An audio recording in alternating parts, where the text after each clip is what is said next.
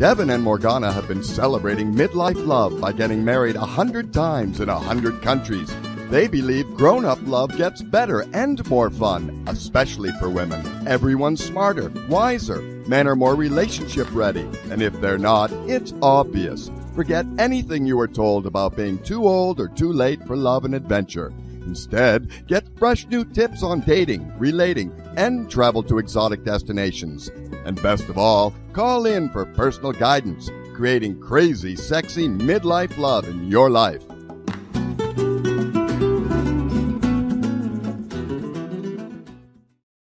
Hello, and welcome to Crazy Sexy Midlife Love. I'm Morgana. This is my husband, Devin. And I'm impressed. I will say my wife cut the introduction for that, and I have to say she did a pretty good job.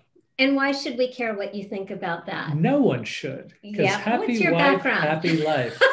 Oh yeah, no, because I was in post-production editorial for years with Miramax, and even worked with the Weinstein brothers.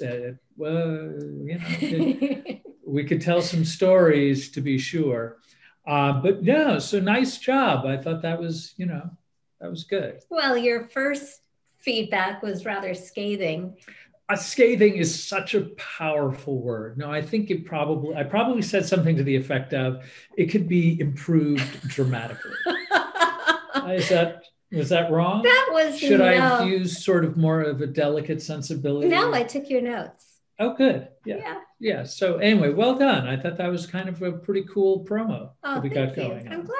I'm glad. And I have to stop moving my arm, which is shaking the table, which I do weekly, it seems. So my illustrious husband, you've been like a relationship coach and a spiritual teacher for a couple decades now. Yeah, it seems to go by. And a travel blogger for like maybe 15 years or so. Yeah, more. Long time. Yeah, really long time.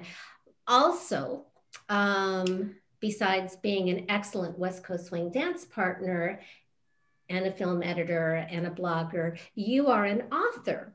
Oh, so right. Scary, by the way, very scary being married to an author. So this is Devin's best-selling book for your holiday shopping.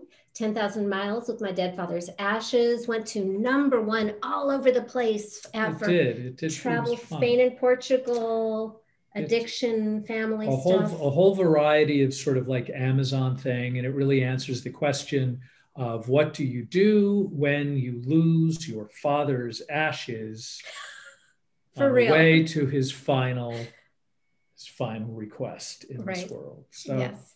Anyway, it's a complicated book. And that. Well, for all of your gift giving.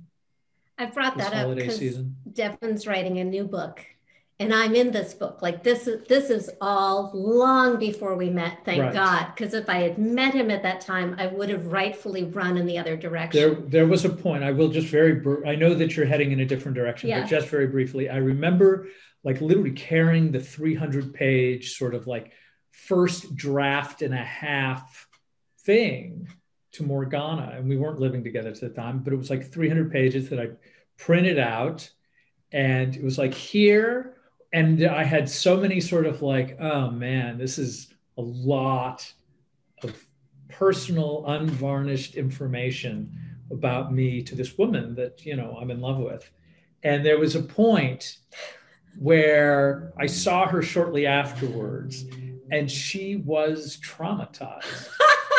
It was just one of those things like, oh, right. Okay. So she's on chapter 4. Like I knew like, oh, okay, this is not, I'm not putting myself in a good light. I am really, really, really grateful that you refused all of my earlier requests to let me read it until I was like good and hooked. Yeah, you had to be deep. You and I had to be like deep in love. We had to be in the entrenchment. Because you were kind of terrifying in this book. Well, from a romantic standpoint. Yeah, as a potential partner, this is not a selling point. This is a little much. But it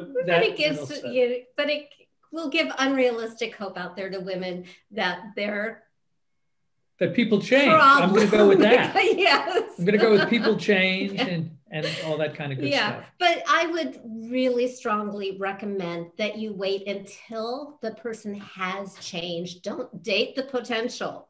Wait until after the fact when he's a great person, because it's a crapshoot. And, you know, you have to love what you have. Like, you can't love what you hope he will be. All you can do is love what you have in front of you. That's love. Loving potential is not love. It's a negotiation. Yeah. Well, which is not. And that brings me to jazz hands. Yeah. So Devin is writing his new book about love. And he's got this writers group that meets every Sunday. And every now and then I get hungry right around the time that he's reading his portion. I believe it's on purpose. I don't believe it's happenstance. I never know. And then I've, like any reasonably curious person, I listen in to hear what he says about me. Is that why you walk around with that glass in your hand to press against a door? I thought I was being subtle. Yeah, no, that's not your thing. Devin described me as a former actress and ballerina who is now, how did you put it? You're just jazz hands. Yeah. Waiting for a next performance. Yeah, I'm just like, I've been distilled as a human being as like a pair of jazz hands. But in fairness, yeah, it was in the context of my own sort of like, I should wear gray and walk against a wall. And that is much more, yeah. How do I fade into the background? How do I lean behind you so you can... When I'm tugging you going, look, Devin, look, the camera's there. Come on, over there. Yeah, no, I'm heading in the opposite direction. Yeah. So this within itself is a little painful. But I'm glad. You've been a wonderful sport. Oh, yeah. Well, and by the way, to change the subject... Yes. A perennial favorite, right? We have to bring this up as well. That's my every year. This is my international best-selling book, #1 in all categories: USA, Canada, Great Britain, and Germany, of all places, and then #2 in France and Italy. And it just, like, every year people buy. Around this year, Financial Alchemy: 12 Months of Magic and Manifestation. It's a combination of book and self-coaching system. And that's my copy. Right. I get one every year. Yes.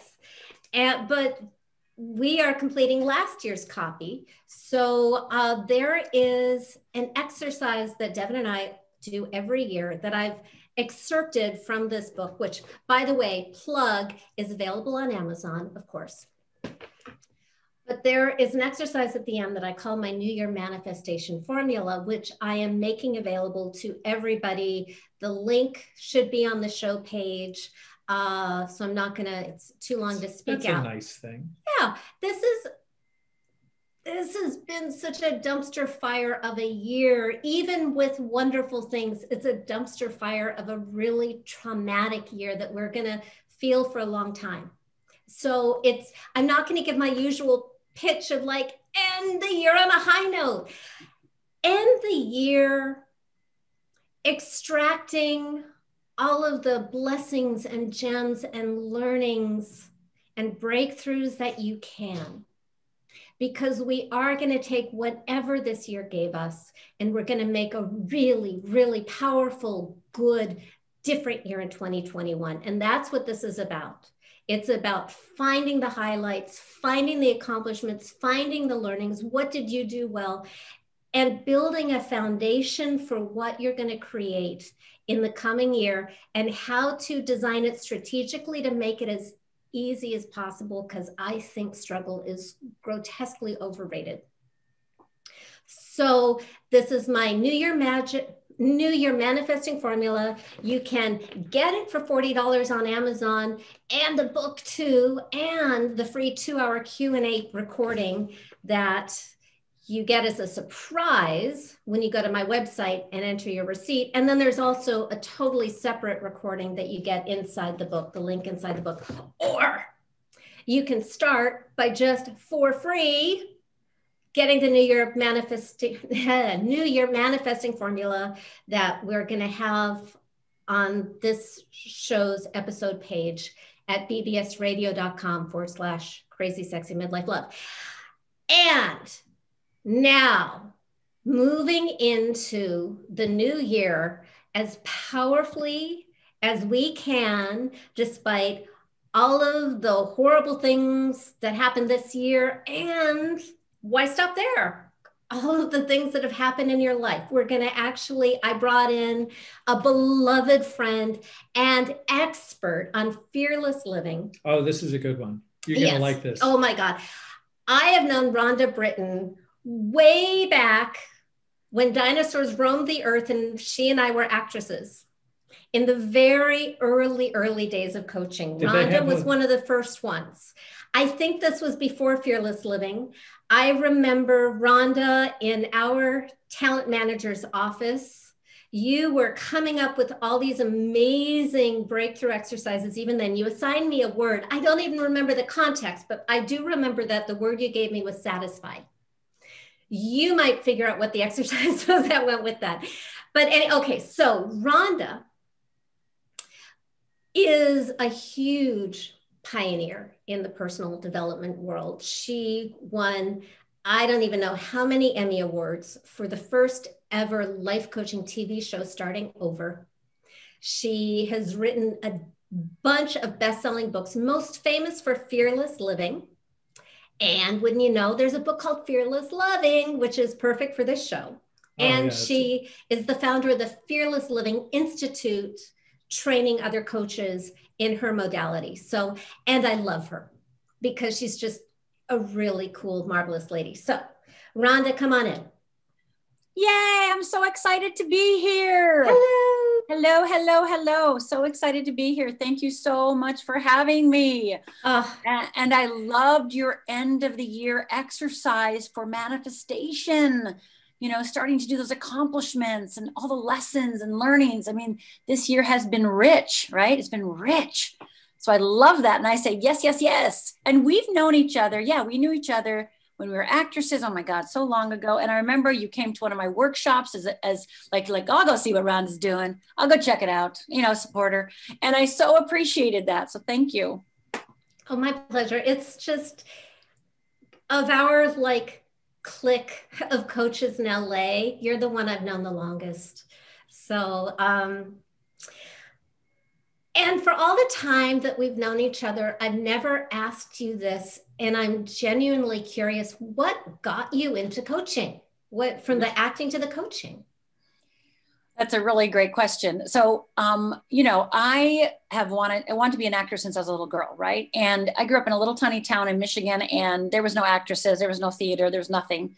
So I didn't do it because, of course, I don't know how to. I don't know anybody that does it. Moved to Minneapolis, went to school, had a roommate that was an actress in LA. So I make my escape with her as she moves back to LA, and I am like committed now, right? And, you know, I do it every day and I'm devoted and I do it. And then as I started getting more successful, started working more, I actually liked acting less. And I realized that what I liked is the acting classes, not actually working as an actress. Mm. And I think the classes of acting, really, I actually think every junior high student, everybody from the ages of 10 to 15, 16, needs to take acting classes and improv in order to heal their emotional life. Like I got so many emotions. I got in touch with my emotions. I got really connected to myself. And so I started thinking about like, am I supposed to, I don't know what? And so I made the bold decision to leave acting, which was actually quite devastating. I went through a big identity crisis. It's like I went through a midlife crisis because, you know, when I was 32 years old, thinking like, oh my God, who am I going to be if I'm not an actress? Because I've wanted it for so long. And then during that time of healing from giving up acting, I was in a lot of classes. I've always been a self-help junkie, personal development junkie, spiritual junkie, et cetera. And I was working when I owned my own little PR agency. And one of my clients was literally one of the first life coaches ever in the whole world, right? And he would always tell me, you're going to be a better coach than me. And I went, no, I don't think you understand. My life, you know what happened in my life? Are you crazy? I could never be a coach. So he would just say to me all the time, oh, you're going to be a better life coach than me. You're going to be a better life coach than me. And I was like, And this is how God works is I booked him. You remember the Learning Annex from years ago, right? I booked him as a speaker at a Learning Annex. And as we entered the room and he started literally 2 minutes in, he ran out of the room. He had gotten food poisoning and was horribly sick. And there I am with a room full of people, and I teach for the next 3 hours. And that was the beginning. And then I also had some spiritual experiences that basically said, must do it. I had a awakening experience. And that was the first thing that when I had to teach and I went, oh. It was like acting, but being myself. Right? Because I always wanted to be myself, but I was afraid to be. So it was really empowering. So that began the twist, I should say, the turn towards becoming a coach. Thank you. I think all the original coaches that I know, and we had one of them a couple of weeks ago, but Thomas Leonard and Michael Stratford and a bunch of others whose names I can't even remember, a lot started out as actors. And I think that there's a huge overlap in acting skills, like the empathy, the respect for another viewpoint, the collaboration, the problem solving, I think the healing, except you don't have to lie about your age and like all the nonsense that came with acting. Yeah. Well, I always make a joke, like, when I was an actress, all I did was pray for a series, like, please, God, give me my own series, God. Please, God, give me my own series, right? Please. And I would get really close. I think I filmed like three or four series. And I would remember that I knew one woman who, it was her 5th series that she became, the show became a big hit, right? So I was like, I'm so close. I'm so close. And then when I gave up acting, of course, I was never going to have my own series. I was never going to be on TV. And so the joke of the century, I always say, God knows what he's doing. He knew that I needed skills to be on TV, because then when the first show ever in the world for coaching was in London.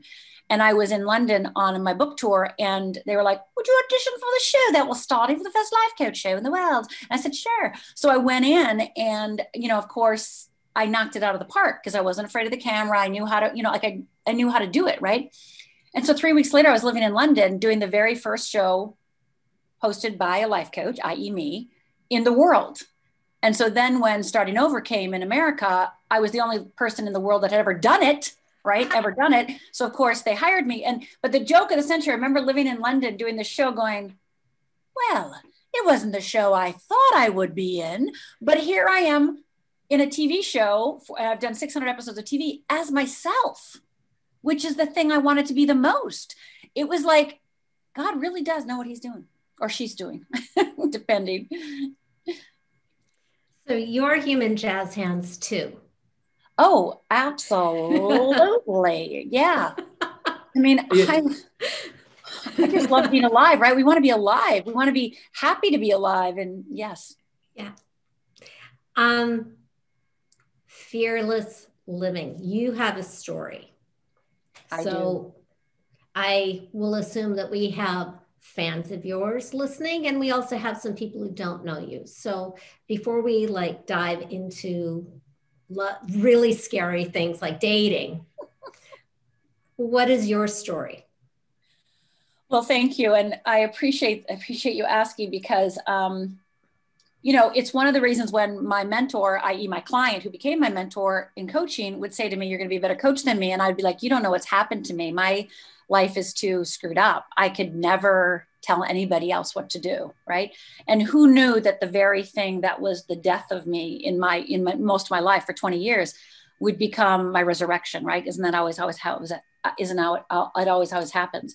So what you're referring to is the worst day of my life. I was 14 years old. And as I told you, I grew up in a little tiny town in Upper Michigan, and it was Father's Day. My parents had recently separated, and my father was coming to take us out to brunch, Sunday brunch on Father's Day. And I don't know how you guys grew up, but we didn't go out to eat. There's 3 kids, 2 adults, too much money. Like, we didn't do this. So there was a big special day. My mother made me a brand new dress, you know, getting all pretty, getting all puffed up. And my 2 sisters are fighting it out in our 1 bathroom. Me and my mom are just putting on a blue eyeshadow, and I'm watching. And my dad knocks on the door, goes, come on, because that's what dads do. And then me and my mom and dad start walking out. My sister's still in the bathroom fighting it out. And as my father and I walk out with my mother, he says he has to get his coat from the car. Now, this coat was a tan Naugahyde leisure suit coat. So you knew my father was a good looking man. And so as he opens the trunk to get his coat, I notice out of the corner of my eye that he does not grab a coat. In fact, he grabs a gun and he starts screaming at my mother, you made me do this, you made me do this. And I yell back, Dad, what are you doing? Dad, what are you doing? Stop. And he had already shot my mother once. He cocks the gun, points it at me. I absolutely believe I'm next. My father looks at me, blinks. I look at him, blink. And literally it's like, when the world stops, like the world stopped. Like we're looking at each other, and I was just waiting for the bullet to go off and for me to be dead like my mother, or I assume my mother was. And as that gun is in my face, my mother screams out literally with her last breath, no, don't. And my father, realizing my mother's still alive, takes that bullet intended for me and shoots my mother a second time. And that second bullet goes through my mother's abdomen, out her back, lands in the car horn. And for the next 20 minutes, all I heard was, eh. And then my father cocks the gun, jumps to his knees, puts the gun to his head and fires. So in a matter of 2 minutes, I was the sole witness of watching my father murder my mother and commit suicide in front of me. Now, I don't know how other people would respond, but this is how I responded. I basically split into 2 that day, the outside of me and the inside of me, right? The external, and I was fine. I was fine. I remember people coming over that day and I'd be like, oh no, I forgive him. No, I was fine. I even went skating that night because I did every Sunday night. So I went skating, right? Can you imagine? Just thinking about that, just like, what? And because I'm fine, right? But I wasn't fine. I was anything but fine. Because when you're the sole witness to your mother being murdered and you don't save her, because I did nothing heroic. I didn't jump in front of the gun. I didn't grab the gun. I didn't kick my father in the shins. I did nothing heroic. And now she's dead. And I'm the only one that could have saved her. You don't ever get to be happy again. Like, that's just off the table, right? So for the next 20 years, I basically, on the outside, pretended I was fine. But on the inside, basically started drinking to manage to stuff my emotions.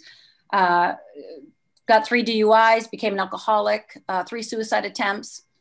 And it was my 3rd suicide attempt that I realized that I'm not very good at killing myself. And I better figure this out, because I wasn't dying,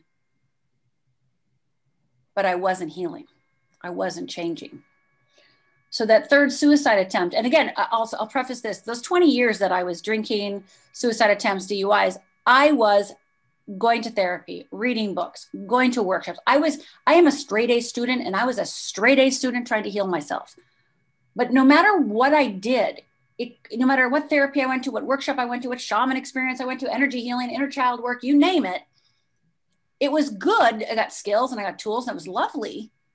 But it didn't take the fundamental feeling away that there was something wrong with me. It didn't take that fundamental feeling away from me.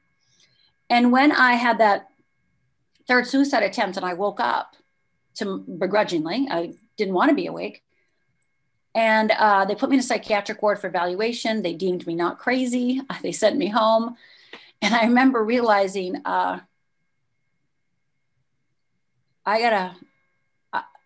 I'm not dying, so I got to figure out how to live, because I can't keep living like this.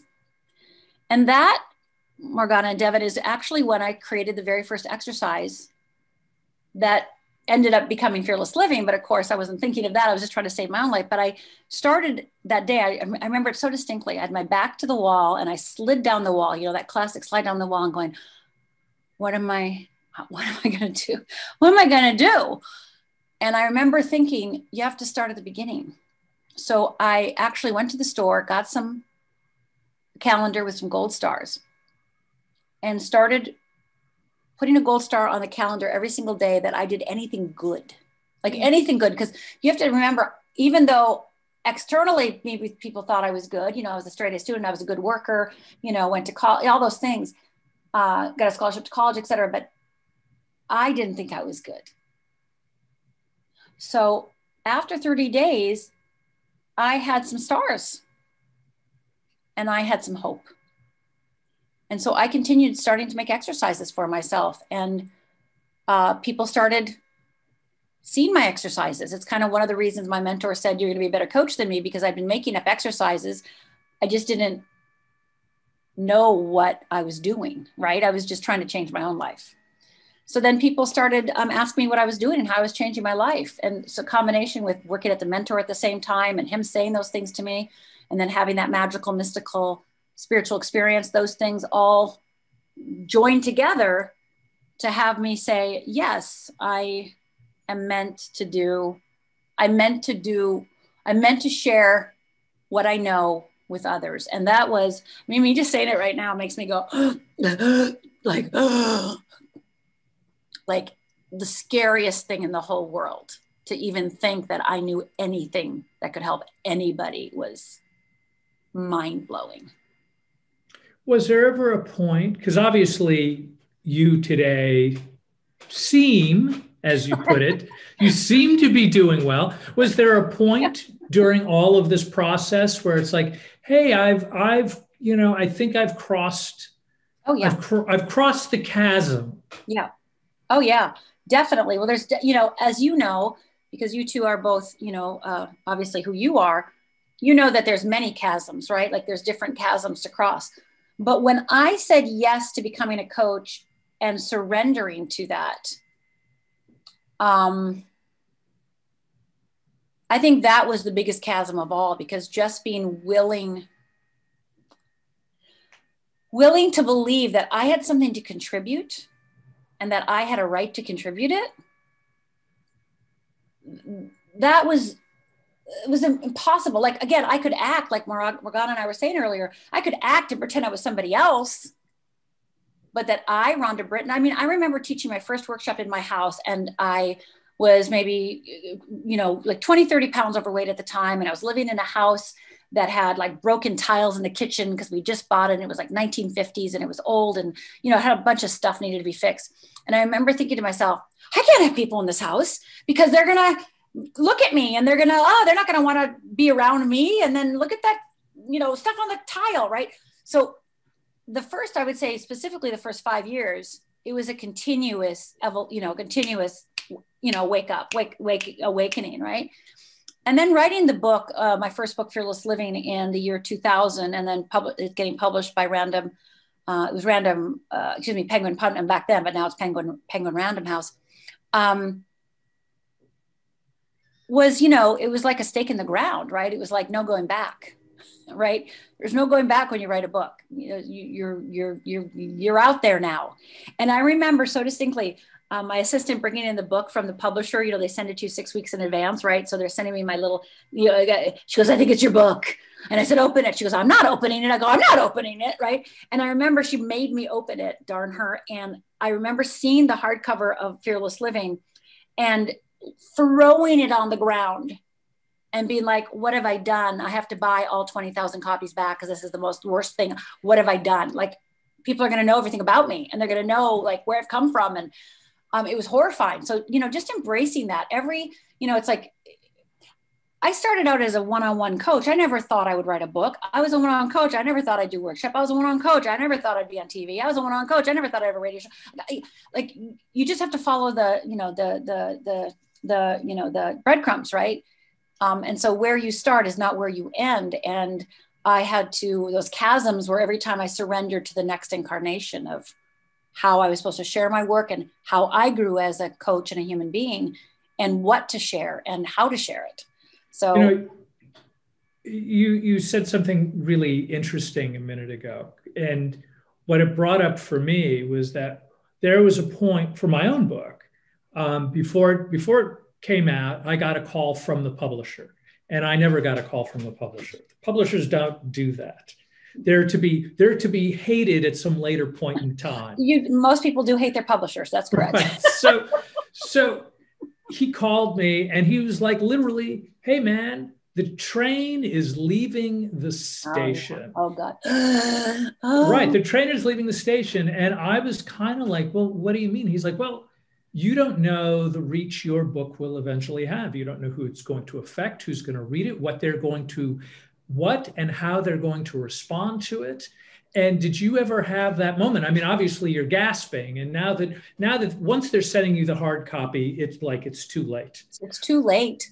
Right. But was there a moment that you kind of went through where it was like, for me, there really was. By that time I received the call from the publisher, I was like, all right, well, the train is leaving the station. And, I remember going to my mother's house and sitting her down. And I said, hey, listen, I wrote this book about Dad. And I wrote this book and I'm in the book and you're in the book and everybody in the book looks terrible. And that's where we're at. And for me, there was like this kind of shrug and whatever. I'm not going to bore you with the details. But what did she ask? Oh, she goes, is it funny? She goes, because if it's not funny, then it's, this is terrible. But if it's funny, so, but again, getting back to you in terms of your own experience, was there a moment like whether it was before publication or after publication where it was like, hey, you read it and it's like, okay, this is me and I'm good. Well, as one of the chasms. Yeah. Well, it's interesting that you say that because I also brought the book and gave it to my sisters because remember, this is an event that happened to all three of us, even though they didn't witness it. It was their father and mother too, right? So one of the things I did before I gave the final version to the publisher was ask my sisters to read it and could they stand by it? Because the last thing I wanted was my sisters to go, well, that's not what happened, and actually it is the only time, think about this. It is the only time my sisters and I have talked about my parents' death. Whoa. The only time was when I had them read the chapter because we were all together for somebody's birthday. And so all three of us were in the same room. They just read it. They all came back to the kitchen and we're talking about it. And I asked them, are you okay? Any changes? What do you think? And both of them said, shockingly, to be honest, this is your experience and we're okay with it. I'm okay with it. And then my other sister said, I'm okay with it. And, this is what you went through. And that was huge. And the writing process, and I don't know if you went through this, but, at the very end, when you're writing all the final edits, the red line, all the edits, right? I would, one version, one time I'm reading it, I'm like, this is the greatest book in the history of the world, right? And then the next time I'd read it, I'd be like, this is the worst book in the history of the world. So I went through that, like 1 minute hating it, 1 minute loving it, 1 minute hating it, 1 minute loving it. And I'd already been speaking and already been on Oprah by this time. So I'd already had some of those moments.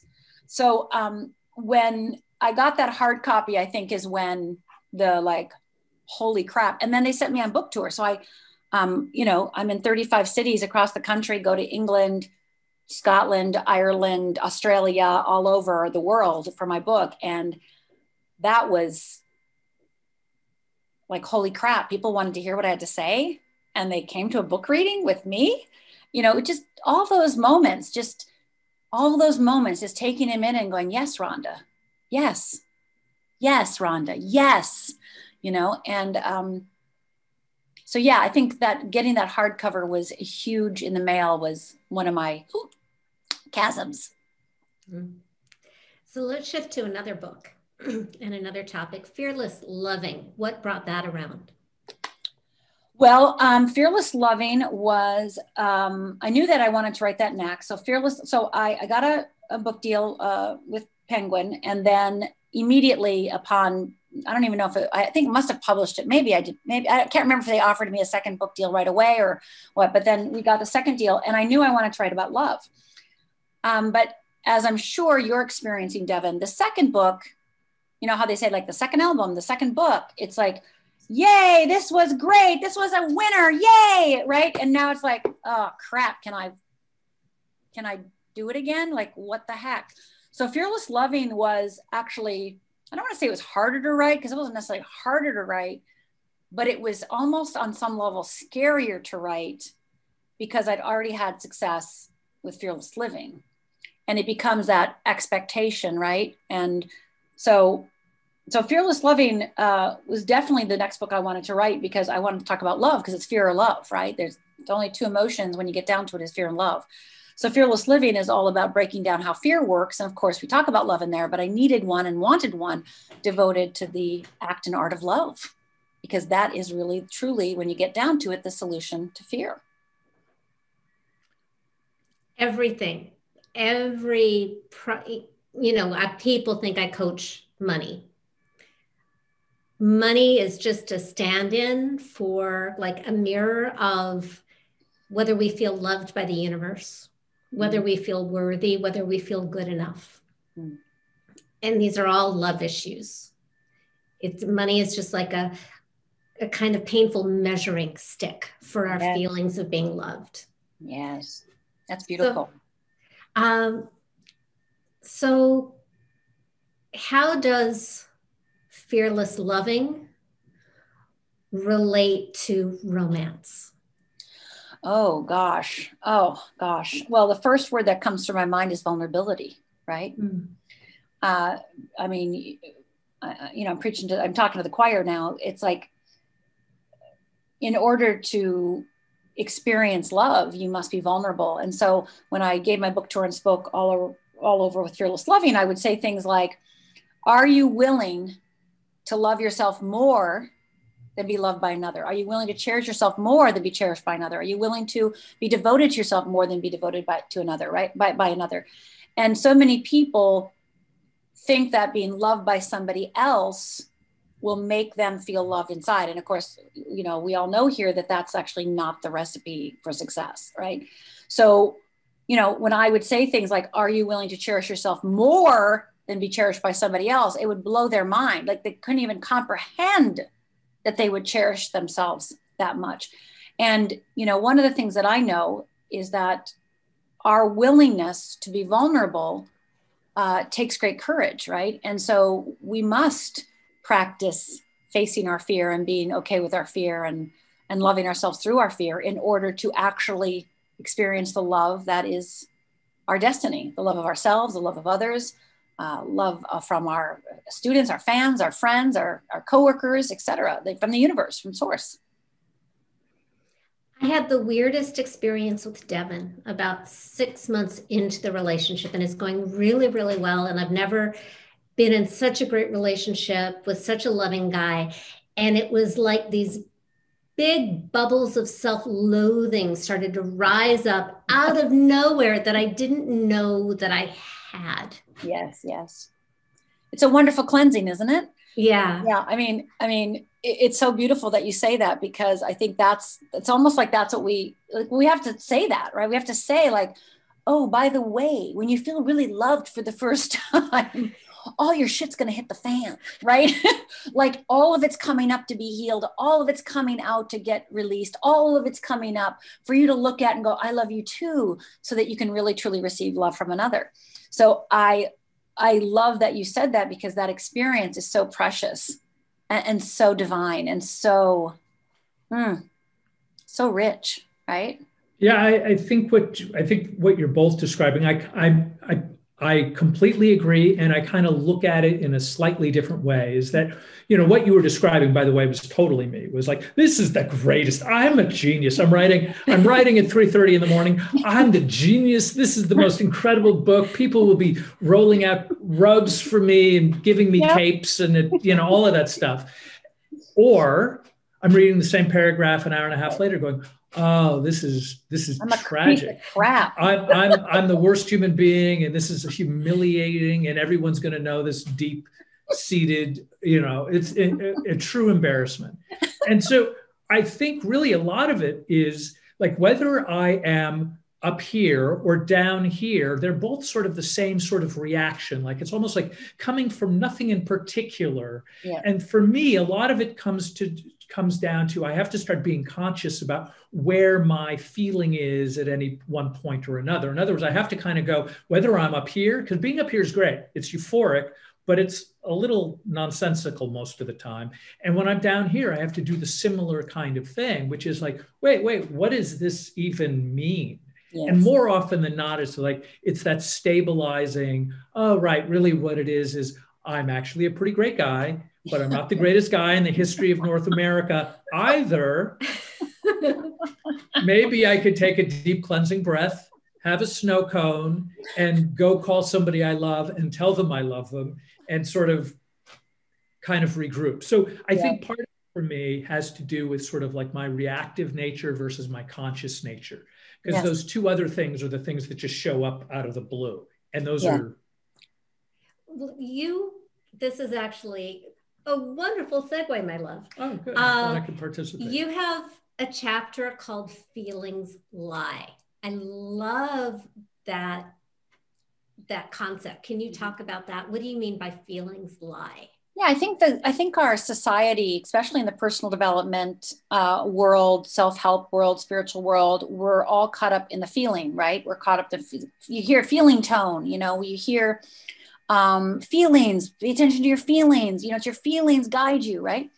But when you're driven by fear, you also have feelings, right? And those feelings, I was just talking to clients today. I had 3 client sessions today, and all 3 of them, literally, this is our conversation today, is they feel like they don't know which feeling to believe, right? They don't like they've been taught like, oh, if I'm sad, it must mean I'm sad. It must mean that I must do something then now because I'm sad, right? Or I'm angry. I'm a horrible person because I'm angry, right? So they have a feeling and they actually believe that feeling is who they are. Like Devin said just a minute ago, it's just a feeling that's moving through you. Just like we're taught about in meditation about thoughts moving through you, feelings move through you. So a lot of times when people have a thought and then they have the feeling, that feeling is it's lying about that thought. It's lying about that belief. It's lying about the situation. It's lying about it. So you're not actually seeing with clarity. And then you take the thought and you take that feeling and you go and you run with it, right? And especially it's really confusing when you're first starting on this journey or when you're in a place in this journey where you're really trying to go over that chasm, as Devin said, like just really jump over or go down it and curl back up. But when you're doing that, it's like, it gets very confusing. What's the truth and what's a lie? And a lot of people think their thoughts are the bad things and their feelings are the true things. And that's not actually true. When I always say that every feeling can be driven by fear or freedom, right? Every feeling, even love. Right? So people say, well, it's fear or love. And I go, yes, as we talked about earlier, of course it's fear and love. Yet most people's love is actually driven by fear. So the feelings they have about love or how they view love or how they see love, etc., is actually fear driven. And therefore those feelings attached to those feelings to fear, to love are actually not necessarily the ones you want to follow. So I believe every feeling, every belief, everything is, every value can be served by fear or freedom. So I want people to even know how love can be used in service to fear, which is, we know people pleasing. I thought I was very loving. I thought I was the most amazing girlfriend in the whole world, when I was an alcoholic. I thought I was so loving.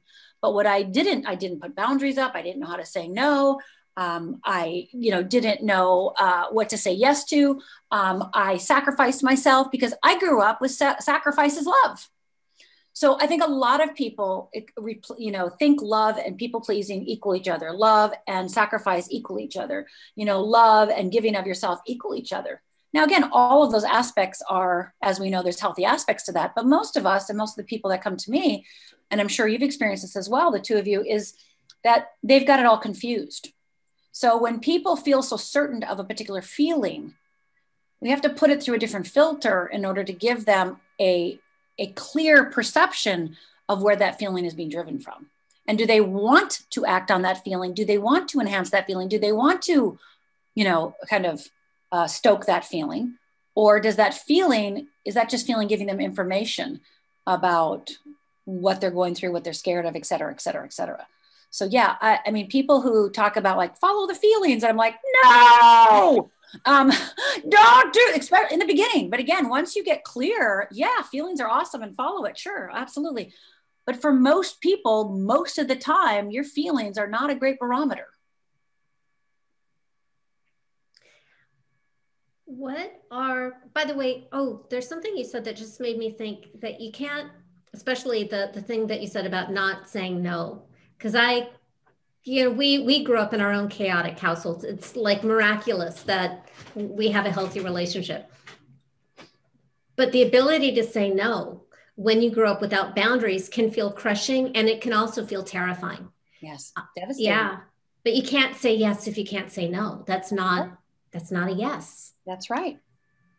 As I say, I think one of my chapters in Fearless Loving is your yes means nothing if you can't say no. Oh, there you go. Yeah.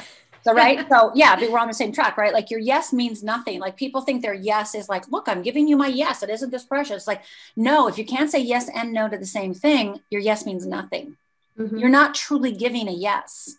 You're giving a yes out of, I have to, or else they won't like me. I have to, or I'm not going to be a good person. I have to. So that's not an actual yes, right? Yeah, no, there's this idea, the way I've always looked at it, as that it's very easy to kind of talk about love in terms of that yes, just jump in with both feet. Part of it has to do, for me anyway, is sort of like the motivation of why I'm shooting for the yes. And sometimes I've said, I love you, not because I want somebody to hear it, but really I'm hoping they're going to say it back to me. That's right. So I'm then validated by it. That's and another example that I've talked about many times is that, there was a point where I'd be pushing my daughter when she was tiny in the supermarket down the cookie aisle, and she would see the clowns with the raspberry sprinkles on them, and she'd go crazy. Right. And as the father, I'm already running through my head of all the moments of her being hopped up on sugar that I'm going to be displeased by it.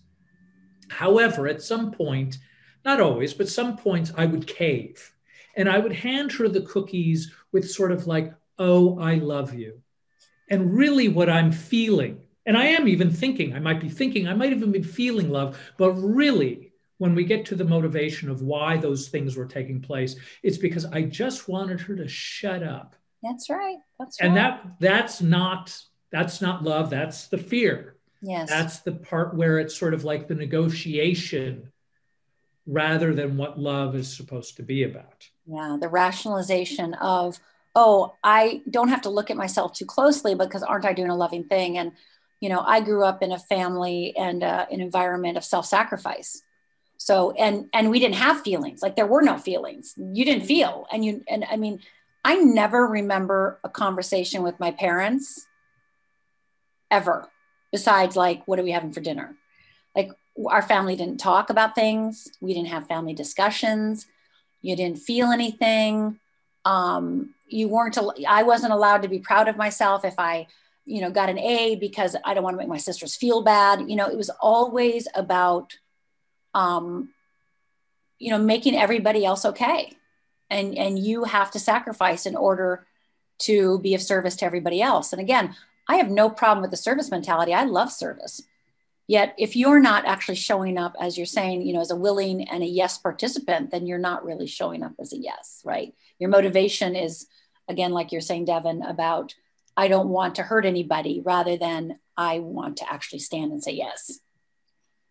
It's a fascinating concept to really wrestle with, because I think what's happened is, and I think this comes across in almost anything that we do, any community that we're a part of, any religion that we may believe in, has some component to it where there's sort of like an abject good. And if we do the abject good, then there's just the rewards. So what ends up happening is, while the goodness may or may not exist, we line ourselves up with this thing in an almost sort of like, I have to do this because it's good. Yes. Or I have to do this to avoid the bad. Yes. Yes. And it's a very tricky thing, because what ends up happening is we, as sort of like, we want to promote ourselves as good, or we want to align ourselves with good, Yes. or these ideas, whether we understand them or not, or whether we've stopped to go, geez, am I actually helping a circumstance, or am I actually being a detriment in this mindset of my goodness or of my love? And that goodness, you're not, as we all know here, it's, I was talking to one client today, and she goes, so I said, what did you get from this session? And she goes, I don't include myself in my own life. And I said, yeah, you don't include yourself in your own life. So all these people with the concepts of good, as you're saying, Devin, aren't even self-reflection of actually even including themselves in the decision. There is no self-reflection, right? There is no, is this good for me? Does this work for me? Is this what I want to do? There is no conversation. It's just that concept is idolized. I know that's how I grew up. That concept is idolized, and therefore you have to live the concept. The challenge is that when that concept is too tight around your neck and you're suffocating. Right. Absolutely. We're getting close to the end, so I want to drop a ginormous topic in your lap. And it relates to the no, because I find from my own experience, when I am not okay saying no, I'm also not okay with other people saying no, because I assume we're on the same rule book of you're not allowed to say no. And that comes to the notion of rejection. And I think that's the biggest conscious fear that anybody has in love. So I know you address that. I do. I always say that rejection can be your superpower, right? Because rejection it's just, of course, it's exactly what we're talking about. Rejection is I'm putting your opinion of me before my own, right? Your opinion of me matters more. And therefore, if you say no, that is a reflection of me. That must mean I'm wrong or I'm bad, right? So the other thing about rejection is we're also, when we have that fear of rejection, we're also not knowing where we end and the other person begins. One of the things I always share with my clients is I want you to create a space between you and another human being. And there is a space between you two. And I want you to know where you end and the other person begins. And when that fear of rejection comes up, it doesn't feel that way. We just take it all on, right? It's me. I'm wrong. I'm at fault. It must be me. They're rejecting me. Instead of no, they just said no. That we have to make up a meaning to make life make sense. We make up meanings, we make up stories, right? And so when we get rejected, we make up stories and meanings. And again, most people blame themselves. Especially if you're conscious and awake and want to be a good person, you're totally going to blame yourself. And blaming yourself in that moment is a form of self-control, because if I can blame myself, if you reject me and I can blame myself, then I can do something about it, and I can become better, and I can do it different, and then I won't get rejected next time. But as you and I know, rejection is the sweetness of life. It's the bittersweet of not life. And without rejection, we don't know where our edge is. Without rejection, we don't know how to take risk. Without rejection, we don't know where we end and another begins. Without rejection and that willingness to take that risk, we don't actually know where we stand. So, rejection is a practice, by taking risks, taking a risk. Obviously, there's going to be a taste of rejection in there. The risk the action of the risk has to be more valuable than the fear of the rejection, right? And where you end and another begins. So I think rejection stops so many people from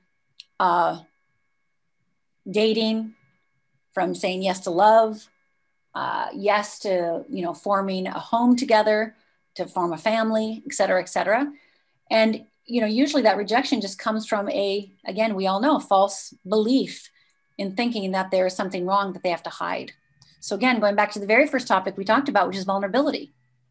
Vulnerability cures fear of rejection, because if you're willing to be vulnerable and be honest and give yourself compassion, doesn't mean rejection won't hurt, but rejection won't have the same bitterness. It'll just have the bittersweetness, right? It'll be a bummer, but it's like, okay, got it. You'll be able to surrender to it and move on. So So with that said, to go loop back to our beginning where we're giving out gold stars, right, for our the things that we did that are good. What might you suggest to somebody who is in fact paralyzed by some notion of rejection? I can't go online because it's terrifying, or what if nobody likes me, or you get the whole picture. Is there something that you might suggest for a piece of advice for somebody who's struggling with this? Yeah, I have a couple things. The first thing that comes through is a version of my STAR exercise, and it's called, in the world of fearless living, it's called Acknowledgements. And it's today I acknowledge myself for, because if you blame yourself, i.e. in rejection, you think it's your fault, doing acknowledgements will be very difficult, because acknowledgements are actually giving yourself credit for any movement forward, any new insight, any new aha, any movement, any tiny, like little tiny willingness. You know, you complain 100 times yesterday and complain 99 today, you acknowledge yourself, right?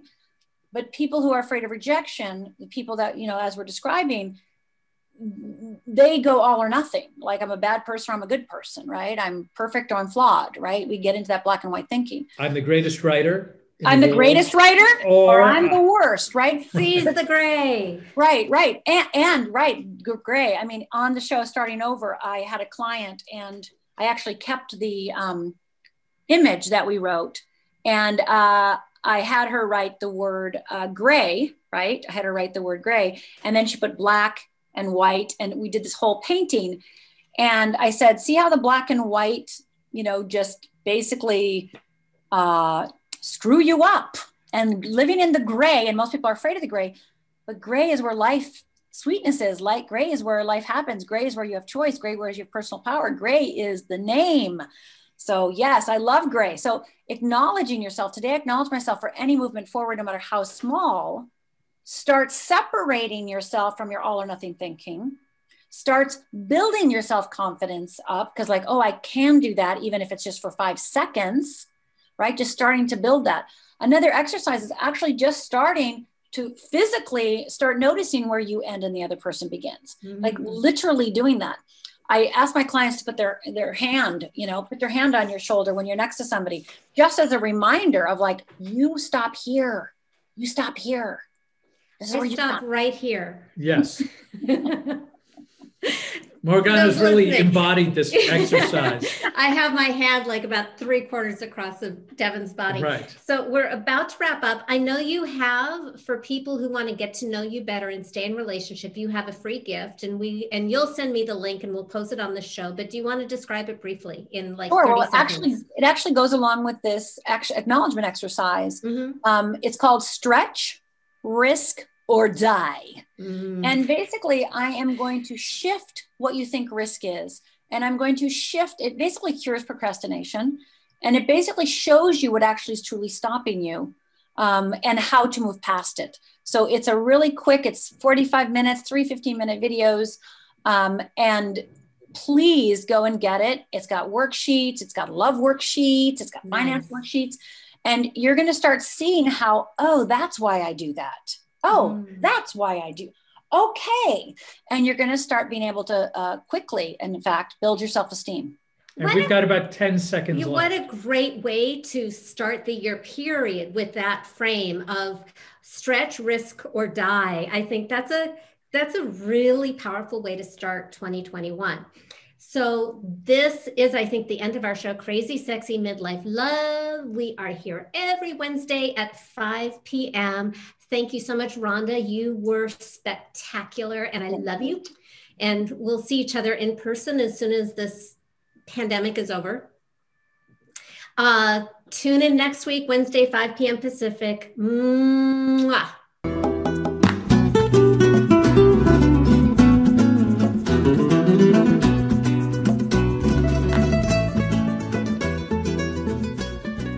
Thank you for listening to Crazy Sexy Midlife Love. Please sign up to join our free love family at crazysexymidlifelove.com to get alerts to live shows, call in and ask questions, or just listen in.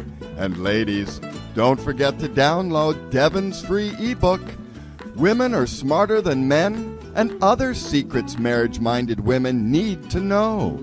Also available at crazysexymidlifelove.com.